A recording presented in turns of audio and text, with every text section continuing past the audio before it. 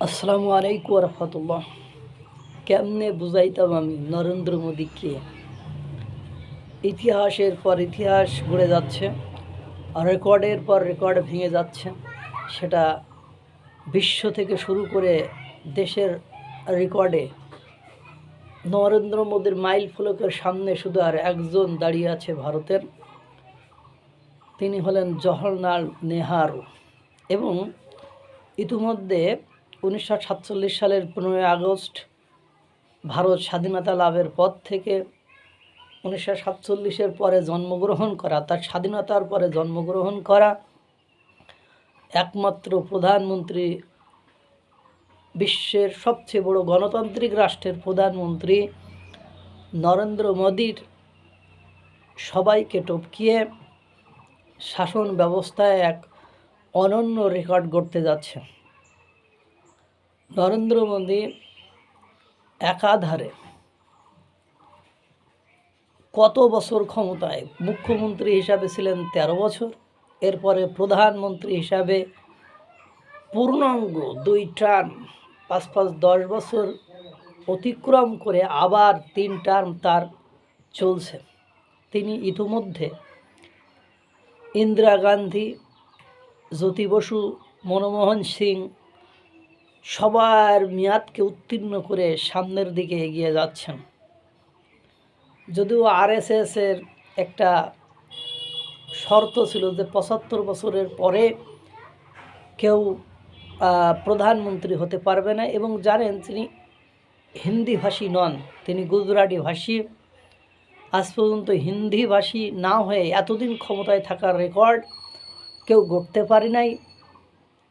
তিনি অকংগ্রেসী, অর্থাৎ কংগ্রেসে নয়। এরপরে তিনি রেকর্ড কিভাবে ভেঙে ফেললেন?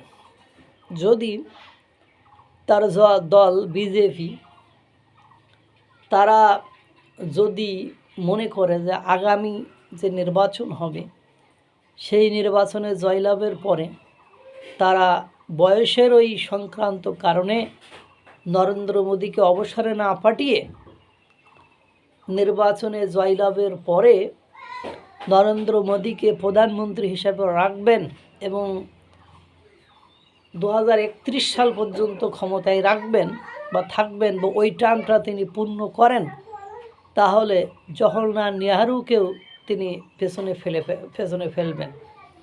দেখেন, সিস্টেম মাঝে মাঝে ব্রেক করতে হয়। ভারত আজকে যে বিশ্বে অনন্য উচ্চতায় পৌঁছে গিয়েছে, ভারত বিশ্বে যে আজকে গুরুত্বপূর্ণ ভূমিকা পালন করছে, ভারত বিশ্বে যে আজকে সম্মানের সাথে মাথা উঁচু করে সবার সাথে চোখে চোখ রেখে ভারত যে আজকে সর্বত্রই সম্মানিত হচ্ছে, একসময় তাদেরকে ব্যর্থ, মরা অর্থনীতি, ব্যর্থ দেশ হিসেবে বিবেচনা করত এবং পাকিস্তানের মতো দেশের সাথে কম্প্যারিজম করত। সেই জায়গা থেকে এই নরেন্দ্র মোদীর নেতৃত্বে ভারত সরকার আজকে এই রকম মর্যাদাপূর্ণ জায়গায় চলে এসেছে। এই জন্য নরেন্দ্র মোদী যতদিন শক্তপোক্ত এবং ক্ষমতায় থাকার মতো শক্তি তার থাকবে, আশা করা যায় ততদিন তাকে সেখান থেকে সরাবে না।